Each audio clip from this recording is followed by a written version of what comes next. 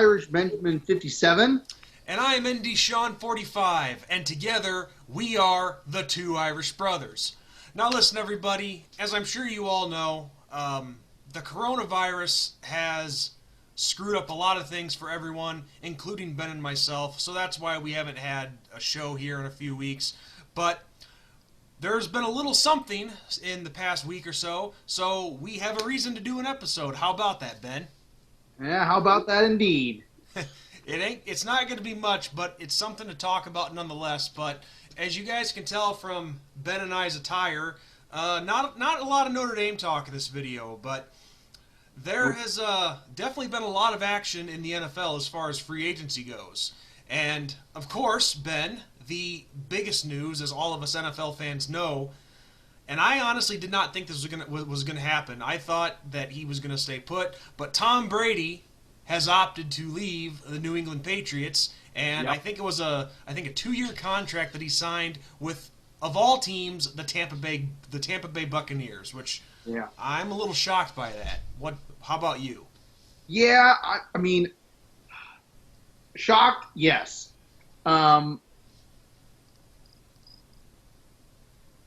He could have gone anywhere else, but going to Tampa Bay out of all the Florida teams makes the most sense. I mean, Dolphins are drafting somebody, so there you go.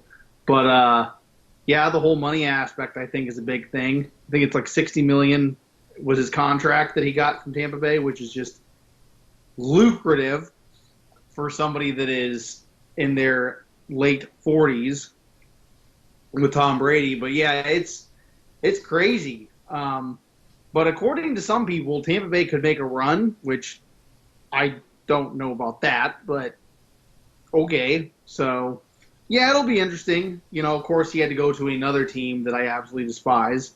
So it just makes my hatred for Tom Brady stay the same. Right. I understand. So it'll be interesting to see what happens. But we're going to find out if he really is a system quarterback or not now. You know, it's funny that you mentioned that because my brother said the same thing. Could he raised the question, could it be that Tom Brady is that good, or could it have been Belichick's system that whole time he was in New England? Yep, and now we're going to find out. I will say this, though. He has a couple of good targets to throw to in Godwin and is it Mike Evans, the other big wide receiver down there? Yes. So he's gonna have some nice receiving targets. I've heard rumors that they're trying to the Bucks are trying to target Brandon Cooks as well, find a way to acquire him. But of course, we all know talk is cheap, and what actually happens. You know, those are two different things. Other big news, at least I think it's pretty big and significant, at least for my franchise anyway. The Chicago Bears make a surprising move. Only surprising because I thought they were going to go with somebody else, but they decided to trade for Nick Foles and give up their 4th round comp pick that they received for the Jordan Howard trade.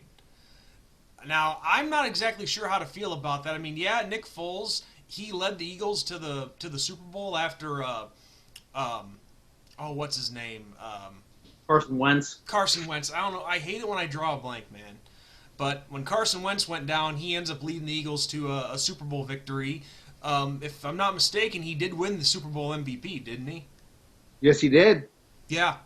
And I will say this. It's not who I thought that the Bears were going to go after. I honestly thought they were going to try to make a run at either Cam Newton or Andy Dalton, which I'm kind of glad they didn't with Andy Dalton because I have a good feeling the Bengals were going to be asking a lot for Andy Dalton, which the Bears do not have. I mean, those 2 second rounders that they have, they need to keep those. Yeah. But I also saw that in addition to Nick Foles, which I think will be good for Mitch Trubisky, get some to have a veteran playing behind him, maybe show him the ropes. And it just says to me that the Bears are not screwing around. They're like, okay, Mitch, we love you, but it's time for you to perform. So get your shit together. So we got some competition for you, and we will give Nick Foles this job if you don't perform. But the other move that I really liked that really helps with our front seven is the acquisition of Robert Quinn from the Dallas Cowboys. Yes, it's a big move. Oh, big contract that he got from us. 5 years, $70 million. I think 30 of it's guaranteed. And in the process, and I hate to see this guy go, but we release Leonard Floyd. But Yeah. but it makes sense. I mean, who in that scenario, as much as I liked Leonard Floyd, who are you going to go with? Robert Quinn, who has been performing, or Leonard Floyd, who is good at some things but hasn't been good at pass rushing, which is what you needed him to do. Yep. Yeah, it's hard to pass up Robert Quinn. That's for sure. Yeah, great. You guys got Huge. Jimmy Graham too. Say that again. You guys signed Jimmy Graham too. Yeah. I saw. I was going to mention that as well. I think we gave him a little too much money, but at the same time, though, he is a proven veteran talent that you can rely on, and it's safe to say that there will be a couple of tight ends that the Bears will be releasing. I think Shaheen will be one of those cuts that does eventually come. I think Ben Broniker as well. But if anything, you hold on to that kid that played. I forget the Ivy League school that he played for, but I think it's J.P. Holtz. I think his name is. He had a nice showing in this season, so he's definitely worth holding on to. And Trey Burton, I think they probably will end up cutting him too, but then again, it depends on the money situation. But I could still see us going after a tight end in the draft, and I still fingers crossed that it's Cole Kmet. But anyway, I've talked enough about the Bears, and it's not just about my team; it's about your team as well. You're sporting the Dolphins colors. I'm probably putting you on the spot here because we didn't do this in our warm-ups, but I saw you made you leave a post earlier on social media about Dolphins fans. Mm-hmm. Now, first off, I'll let you do the talking on this. Tell everybody what it was that you said, and this is the part that I don't know is why you said it. Oh, Dolphin fans have the dumbest fan base in the world. Yes. No, it's one of those things. I think it's mostly because they haven't won anything for decades. But it's like every time they make any kind of move, there's always somebody that has a problem with it.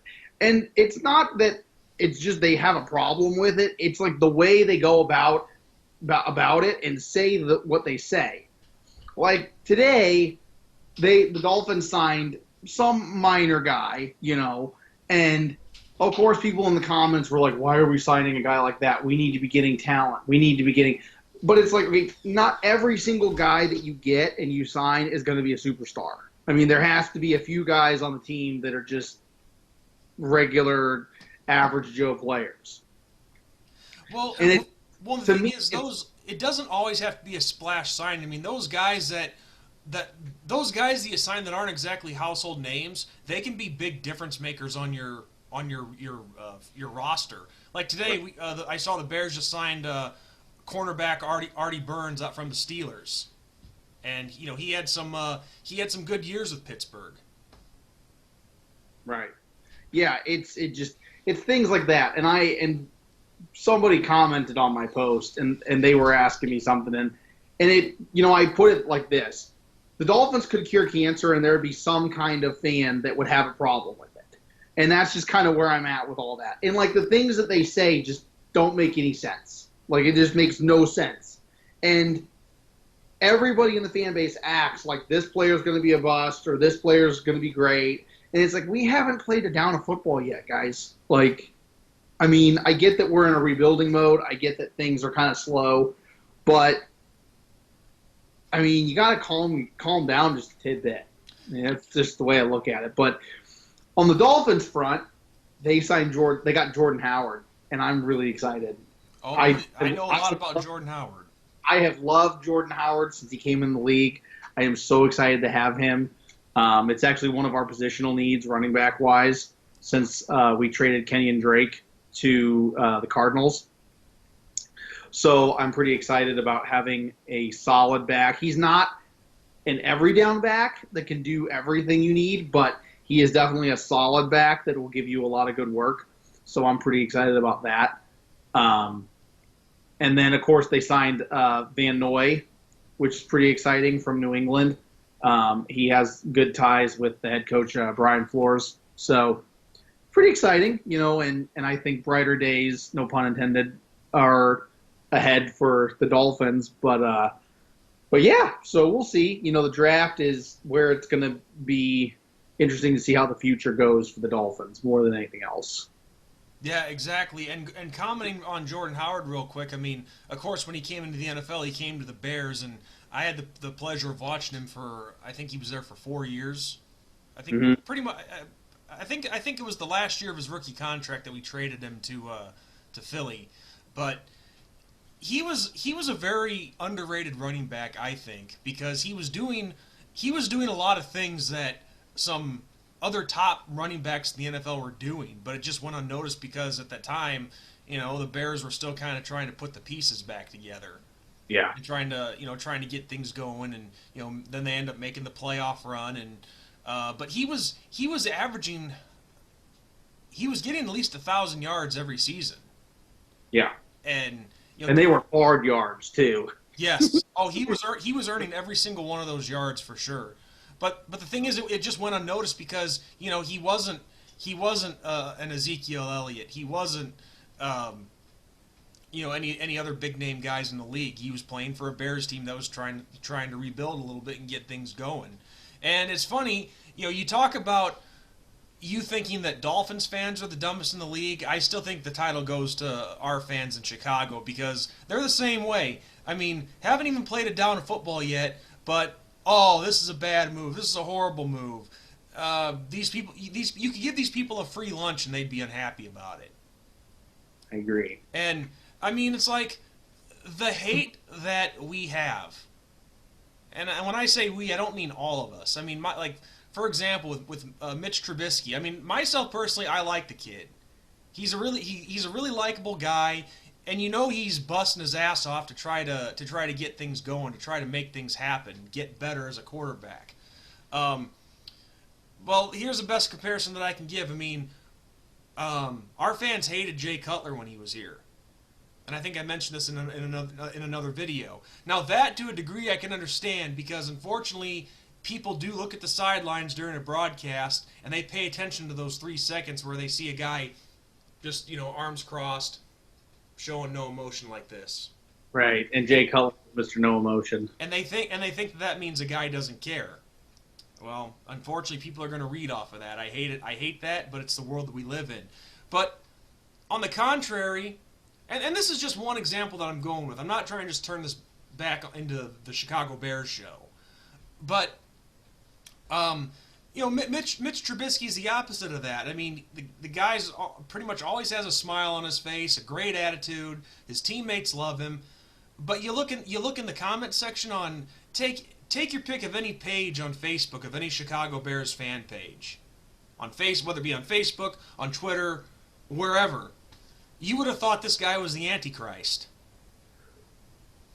And I mean, guys, give him a chance. This is a guy who, from the start of his career, was pretty much thrown to the wolves. Right. And you make the comparison to, this is another one people love to make, is the comparison between him and Patrick Mahomes and why apparently the Bears passed up on Patrick Mahomes. I don't know how true that is. It's just, they had 3 quarterbacks to pick from, and Trubisky was the one that they wanted. So doesn't mean they think Mahomes is bad, but anyway, I digress. But the point that I'm getting at is people fail to realize that in that comparison alone, Mahomes had a whole year to sit and learn the system. Yep. Which I think is what a lot of rookie quarterbacks need to do when they're brought into the league, is learn that first season. Hold the clipboard. See what the guy in front of you is doing. That didn't happen with Trubisky. 4 games in, they thought they could bring in Mike Glennon, be a bridge quarterback, and have Trubisky learn. Well, Glennon was so bad, they bring in Mitch 4 games in, throw him to the Wolves, and Mitch barely knows anything at this point. Right. And I think people definitely gave him a pass that his rookie season, barely. I mean, us Bears fans were hard to please, it seems like. But granted, in the couple years that he has been our established starter, things haven't always been perfect, but people fail to ignore the good stuff that he has done. I mean, it seems like to everybody in our fan base, if you don't throw for 50 touchdowns and 4 or 5 thousand yards, then you're absolute dog shit. And I don't think that's very fair. Right. So just we are a hard fan base to please, and also what something that nobody else is talking about is all this could be moot if there's no football to be played come fall time. Right. Yep. Yeah, we'll see what happens. It's going to be interesting. But yeah, I mean, aside from that, some other big moves. Clinton Dix signs with the Dallas Cowboys. Yep. There was, I thought, another semi big one, but let me look it up real quick. There's a couple of other big ones. There's If you know them, bring them up. Help me out here. We're a team. Hopkins to Cardinals. DeAndre Hopkins to the Cardinals in exchange for David Johnson of the Cardinals. He went to Houston. And then the other big namer, Stephon Diggs, going to Buffalo is a big move. Bridgewater signing with the Panthers while they have Cam Newton is a pretty big move. Cam Newton is going to be gone, though. He's done. Like, I really think he's done. It's going to be a new coach and a new quarterback in Carolina, and the new coach is there, and now the new quarterback's there in Bridgewater. And how could I forget Andrew Luck signed with the Indianapolis Colts? Or not Andrew Luck, Philip Rivers. Rivers. I'm sorry, I meant to say Philip Rivers. Philip Rivers. I screwed that up completely. I meant to say Philip Rivers filling the void that was left by Andrew Luck. Yeah. That one's that's a big one. I forgot about Rivers, and then there's one. Gurley signed with the Falcons. I haven't had a chance to talk to him yet, but I'm sure Magnum's happy about that. My buddy Magnum, he's a Falcons fan too, and he's obviously Gurley coming from the Bulldogs. Right. Yeah, it'll be interesting to see. I think it's funny because it seems like Atlanta, and we'll see if Magnum picks up on this, and it seems like Atlanta goes after Rams running backs. Because the last big name running back that Atlanta traded for was Steven Jackson from the St. Louis Rams. Yes, that's right. They did, didn't they? It's like they have like some infatuation with the Rams running backs over there. But it'll be interesting to see Julio Jones, Todd Gurley, and Matt Ryan all in Atlanta. That's nuts to me. And then also Jason Witten signed with the Raiders in Las Vegas. Yeah, and we actually just lost a linebacker, that Nick Kwiatkowski, who had actually done some really good things for the Bears. He went to Las Vegas as well. And that is so weird saying the Las Vegas Raiders. Yeah, I know, dude. I was listening to one of the fantasy podcasts that I listened to for the NFL, and they brought up the Raiders, and they're like, "Oh, we have to say Los Angeles or not Los Angeles, Las Vegas now. It's so weird." But I think there's one other move. I'm trying to think who it was. There's somebody else that moved. Oh, Randall Cobb. Randall Cobb went somewhere. Where did he go? Well, that's what we got the good old internet for.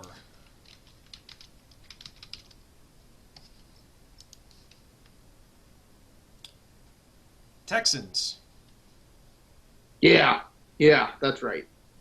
Yeah, which is crazy to see that he's in there. And then the Cowboys have Gerald McCoy now. I think that's now, or did they have him? Well, I thought they got him.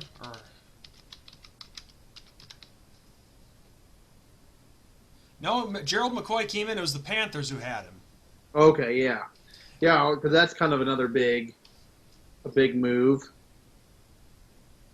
And I'm also hearing. I just saw one story about this, which doesn't say much, and I doubt they will.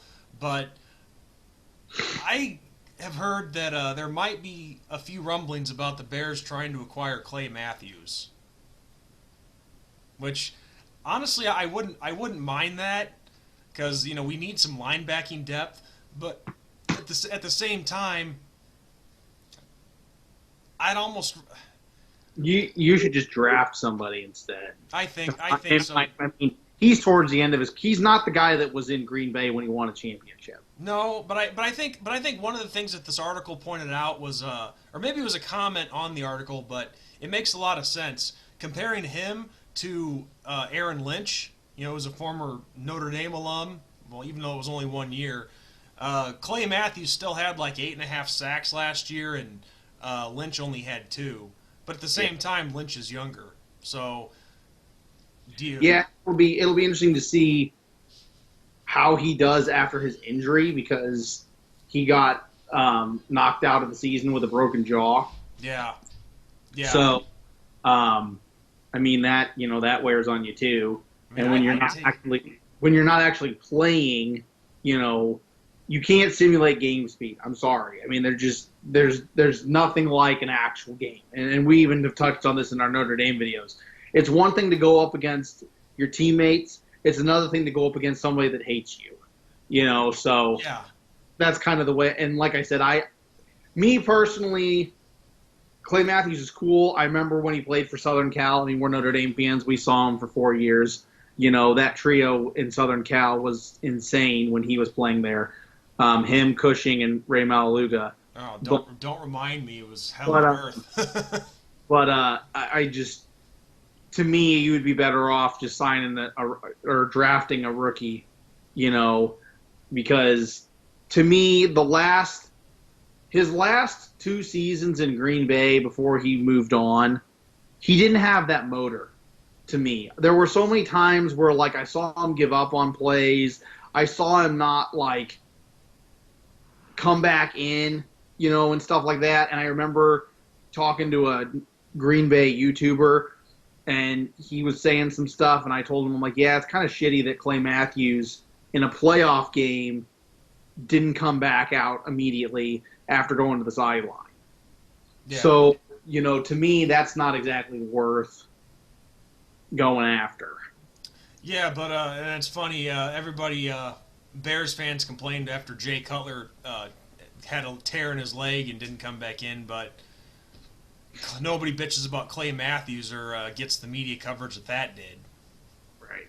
But I mean, yeah, that's just my observation seeing him play and stuff. Because I was a huge fan of him for the longest time. I loved watching Oh, him. he's a real good player. I hated the fact that he played for our hated rival, but you can't help but respect a guy's talent no matter who they play for. Right. But yeah, so it'll be interesting to see what happens. Yeah. Up in my Dolphins. So And I just hope that with really free agency when the new league year starts, that honestly is one of my favorite times of year because it's like, okay, who's your team gonna get? Where is this guy gonna go? My brother, I think he said this as a joke, but I think he actually meant it seriously. But he thinks free agency is more fun than watching the actual season. And I'm like, that's a little extreme there, dude. He's like, Right. yeah, but look at how exciting it is because you don't know where these guys are going to go to. There's a lot of surprise signings, and he's right. But the idea is to watch these guys on the field after they get signed. Right. I mean, but I think he was just making a joke. I'd like to think so, but if you knew my brother, he's really hard to tell because Yeah. he does a lot of that serious joking, where he acts serious, but he's just bullshitting Right. with you the whole time. Right. But nonetheless, he's right. It is an exciting time. But the only thing I'm concerned about is at this point in time, is the coronavirus, obviously. How far is it going to last? How long is it going to last? And will it screw up with football like it is all the other sports? Yeah. 'Cause, we have till August. Yeah. Yeah. I don't know. I mean, it's an unprecedented time right now in the world. So. Yeah, I mean, there's when you see ESPN, for example, and I can't take comment for or I can't take credit for this comment because I saw it on Oni Kuno's video the other day. But he's right. When you see networks like ESPN trying to put something together just to have their viewers to watch, I mean, that says a lot about how bad things are right now. Yeah. Um, Yep. but let's talk the big things. Obviously, the NCAA tournament canceled. The XFL, which you and I were really enjoying, And canceled. yep. Now this really disappointed my. Postponed. The season's pushed back. NHL was canceled. NBA. I thought the NHL and the NBA just were postponed. I didn't know the NHL canceled. Well, the NBA canceled, yes. The NHL's postponed. But yeah, what I'm saying is nothing is going on. So, like you said, you don't got anything to talk about. Yeah. I mean, Well, my dad, the one thing that really hurt him is he loves golf. Still plays it. But yeah. the Masters and the U.S. Open both canceled. That he was miserable about that. Yeah. And Vote myself, I think golf is boring, but at the same time, you hate seeing one of your parents unhappy. Right. And even with Major League Baseball, I've heard that they're probably going to this is just talk, but I heard possibly only an 81 game season. Half the game. That's crazy. That's just what I've heard. I don't know how true that is. Still, I can believe it. I've been seeing like actual proposals from other leagues of like what they would do, if it starts this time or that time, and some of the proposals are crazy. So I'm like, you saying that 81 game season for MLB is being chatted up a little bit, then I mean, it could happen, Well, I mean, you can't play games into December, obviously. Right? No, there's too many teams that are in very, very cold climates. I mean, shit. Could you imagine going like to Minnesota, because they actually have an outside ballpark? Could you imagine going up to Minnesota to play a baseball game in December? Yeah, exactly. Or where's another prime spot? Well, Boston, New York. Yes. Oh well, Milwaukee. They have retractables. Yeah. So, yeah, that's true. That's true. Still, though, your bottom line is you're not going to play baseball in winter. That's all there is to it. No. I had a tryout in baseball in the snow, and let me tell you, it sucked. Like, yeah. Hitting the ball was bad enough. Like, every time you hit it, it was a stinger. Yes. Oh, absolutely. I've been there and done that too. It sucks. But yeah, I mean, of course, in the grand scheme of things, I mean, the health of people is more important than sports. It's way more important. Yeah, I remember seeing some lady was so upset that the archdiocese here, canceled masses, and she was like, well, that just gives people an excuse not to come to church, and it's like, you don't want an outbreak. Like, think about it. Like, no, God understands, for crying out loud. Yeah, I mean, look, even my church services here at home, they've been canceled. It's like her that just drive me nuts. It's like, think big picture, not small little itty bitty. Like, yes, I agree with you to a point. Yes, people will take every excuse they can get to not come to church. I get that, but it's like the church will still be there when it's over. Right. If it's over. I mean, how long it's going to be, I don't know. I mean, yeah. But I mean, yeah, I hate the fact that this thing is screwing with a lot of different things. I'm obviously in the state of Illinois here. We just got shut down. Thankfully, though, with what I do for a living, and I'm not going to say what that is, it was deemed an essential business, so I don't have to miss work at all. So that's a good thing. But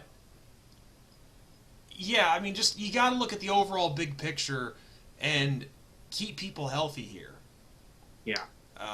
So I mean, I don't know. It's just crazy times. I don't want to waste a lot of time here talking about the corona, like you said to me before we started. But you can't help but notice all the stuff and all the people that it's affected. Canceled in effect. Yep. Yeah. But I like to think that the doctors out there and medical experts, they're working on a vaccine or something to get this thing under control, and God willing, they do. Yeah, I agree. So the next subject, which I think we could probably just wrap up literally in 30 seconds, because this isn't saying much. But for the Yeah, Notre let's talk about it with this one. for the Notre yeah, exactly. Not no disrespect to the program, but I'm sorry, the numbers don't lie. But it's been announced with for the Notre Dame news of this video to talk about. It's been announced that in 2022 the Irish will be playing host to the UNLV Rebels, which it's a new team. Yep. I mean, I don't think they've ever. Has Notre Dame even ever played them? I don't Maybe. think so. I don't think so. I think this is another first time meeting. Here, let me look it up real quick. Yeah, I don't think so. I think. Yeah, there's this website that I found, and it's like you can look up a matchup between two schools, Yeah. and it'll show you the entire history of like both of the schools, like the win-loss record and all that, which is really neat. I know they played in basketball back a few times, but Right. football, I don't know. But yeah, with them playing in football, I mean, I don't try to disrespect a program, but this is not exactly a marquee matchup. Yeah. It's not one of those. Okay, here we go. Winspedia. This matchup doesn't look too sexy for us. Okay. Yeah, no previous matchups. They've never played each other. I'm not trying to crap all over UNLV, but just their football program has not been good. Yeah, well, here are the numbers, right? So Notre Dame's all-time record is 908 wins, 327 losses, right? And that is fourth all-time out of 130 teams. UNLV's record is 243 wins, 351 losses for 124th out of 130 all-time. Yeah, I think they could have done a little better. If that says anything. Well, They have, but hey, they have 0 national championships and they're only 43rd out of 130. I can't even find a comment for that. I'm not trying to bash on them. I'm not either. I mean, seeing teams. You know, it's cool to see teams you don't get to see, especially like UNLV, because they're out west. You know, and they're normally playing at a time that most of us are asleep. I get that, but yeah, you know, it's definitely a. We're going to pay you this amount of money so we can beat the crap out of you is basically what it is. Because, yeah. I think that You never know, though. They could be a really good team that year. You just don't know. Yeah, I mean, a lot. 2 years is a lot of time in college football. Yeah, it is. But I'm just talking about that at this point in time. Right. That Rebel program has not been good. No. I'm sorry, but they haven't. No. All I'm saying is you couldn't have done better. You couldn't have done better, Swarbrick. You couldn't have found a better team. Which I'm okay with, though, because, you know, my one gripe, and I try not to gripe about everything with Notre Dame, but my one gripe is we do not schedule enough easy teams, okay? Like, I know people are going to probably, like, be like, what are you talking about, Ben? But I mean, like, think about it. In the beginning of this coming season, assuming we play everything, we're going to play Clemson and Wisconsin. And in that time frame, who's Alabama going to be playing? Who's Ohio State playing? Who's Oklahoma playing in that time frame? Nobody's. I'm glad that we get a nobody from time to time on our schedule. Like, we need shit like that. At least when we schedule a quote nobody, at least it is an FBS opponent. I mean, right. You know, people like to give us crap about having a so-called easy schedule, Right. But they ignore the fact that, especially in the SEC, they play what? How many? Usually two FCS schools a year, and one of them in week 11. Right. I mean, I'm sorry, but don't be giving us crap about our schedule when you're playing FCS schools in week 11. Right. Well, Notre Dame's only one of 2 programs that have never played an FCS school in college football. Yeah, us and UCLA, because USC they used to be 3, but Just freak the other year. yeah, USC is going to schedule their first one, California Davis, either this year or the year after that. I'm not sure. Yeah. But it's like, Yep.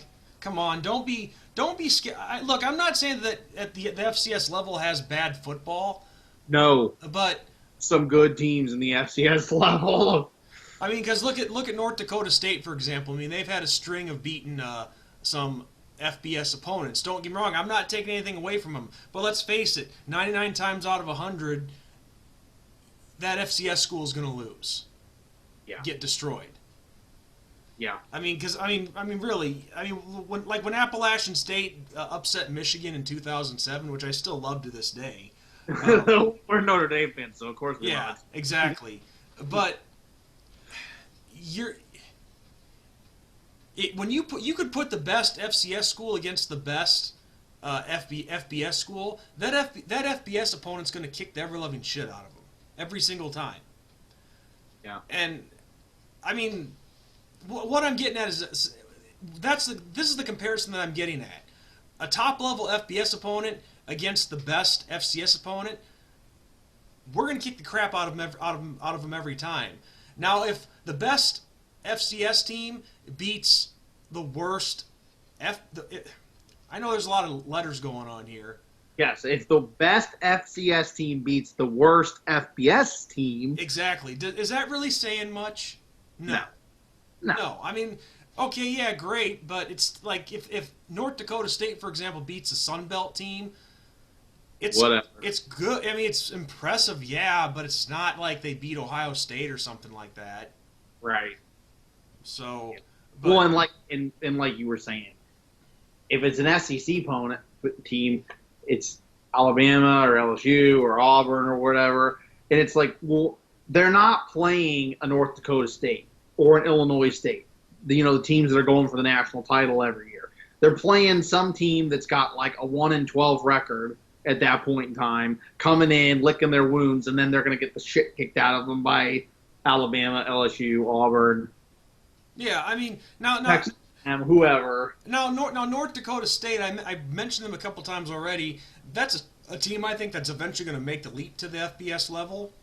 They're one of 3, in my opinion, that'll make. It's not a matter of if, but rather when. Yep. I will say this: they have beaten some impressive opponents. I mean, they beat. Obviously the big one was. Well, this isn't the biggest one, but they beat Iowa a few years ago when Iowa was ranked, and I love that because I went to school with some Iowa fans. But who did the Bison beat before that? There was another big opponent. I thought. In North Dakota State, so I don't know because our local college is always going up against them in the national title, so I can't stand North Dakota State. Well, I understand that.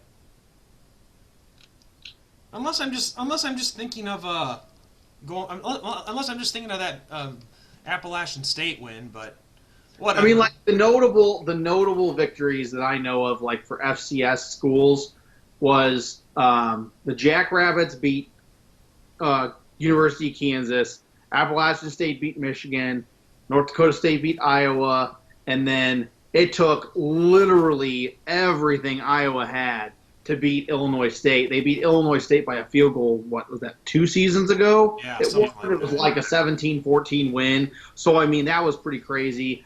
This year, it'll be a battle of Illinois. University of Illinois takes on Illinois State, which is FBS versus FCS in Champaign, first game of the season. So I'm actually trying to go to that one, but because we live local near them, so it'll be kind of cool to see each team. But yeah, I mean, those are the ones that I know of. I think you might be right about North Dakota State beating somebody a little bit more significant than these other teams that lost, but I just can't I mean, think of it. but yeah, North Dakota State, North Dakota State and Illinois State to me are the big two that are going to be making the jump. Yeah, So, eventually. I mean, so. But for the overwhelming majority of the time, FBS schools have no business scheduling FCS teams just to get that easy freaking win. I hate that. Right. That's the main point that I'm getting. Yeah, I like seeing like the in-state stuff. Like I know like Oregon almost always schedules. Oh, who is it? I should know this. Portland something. Portland State. Or something like that. So I mean, I get that. I mean, they're local, they're in-state. That I get that. I get that aspect. My cousin went to Portland State. Oh, I mean, I understand that. That's neat. That's cool because the people that don't normally get to see a big name team at Portland State get to go. Oh man, we're gonna play Oregon this year. We get to play Oregon this year, so we're gonna go to the game and watch. That's cool. But like when frickin' Kent State goes and travels all the way down past the Mason-Dixon and goes and plays Alabama, nah, And then same with like South Carolina State or something that's an actual FCS school. No, like that's not, no. Yeah, but what's just crappy is people dog the Irish for our schedules, calling it weak, but they're playing all these FCS cupcakes to start the season, so they have no room to talk. Right. I agree. That's the main thing I'm getting at.